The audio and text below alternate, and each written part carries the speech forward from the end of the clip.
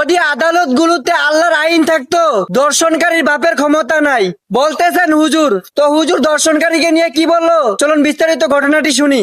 যদি এই আদালতগুলোতে আল্লাহর আইন থাকতো, ধর্ষণকারীর বাপের ক্ষমতা নাই, সাদা পায়জামা পাঞ্জাবি পরে ফুলের মালা গলায় দিয়ে হাঁটবে, বরং স্বচক্ষে সবার সামনে তাকে রজম করে মৃত্যুদণ্ড দিয়ে দেওয়া হতো। আমাদের দেশ স্বাধীন হয়েছে 54 বছর। এই 54 বছরের মধ্যে মহিলারা দেশ চালিয়েছে 32 বছর, আর 22 বছর দেশ চালিয়েছে পুরুষরা। তাও কারবার কি জানেন? 22 বছর চালাইছে কয়েকজন পুরুষ, আর 32 বছর দুই বেডি। কয় বেডি? এখানে আবার আরেক কারবার হয়েছে। তো এট এ টাইম নারীদের হাতে এমন ক্ষমতা ছিল, প্রধানমন্ত্রী নারী, বিরোধী দলীয় নেতাও নারী, স্পিকার, স্বরাষ্ট্রমন্ত্রী, পররাষ্ট্রমন্ত্রী, শিক্ষামন্ত্রী সব নারী। আমি কি ভুল বললাম নাকি? এত ক্ষমতা পাওয়ার পরেও তারা 32 বছর নারীরা দাপটের সাথে দেশ চালায়, তারা কি দেশ থেকে নারী নির্যাতন, নিপীড়ন, ধর্ষণ বন্ধ করতে পেরেছে নাকি? আদালতে চলে কার আইন? বলেন, আপনারা কথা বলেন, কার আইন? 54টা বছর ধরে আপনাদের দেশের আদালতে চলছে কার আইন? এই আইনের ফলে কি হয়েছে শুনেন না।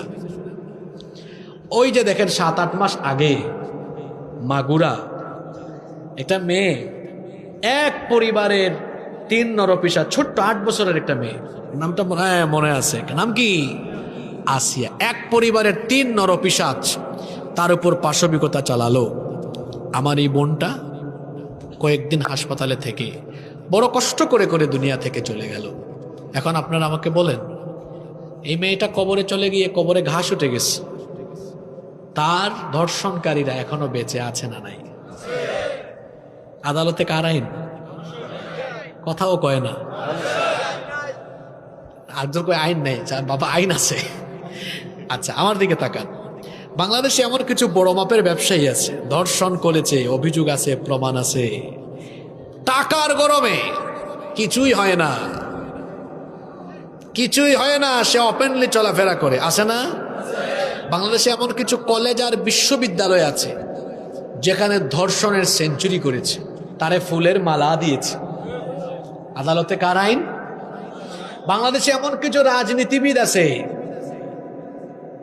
ধর্ষণ করেছে, কিছুই হয় না, বরং সাদা পায়জামা, সাদা পাঞ্জাবি পরিধান করে রাস্তায় হাঁটে, আর তার সাঙ্গপাঙ্গরা গলায় ফুলের মালা দেয়।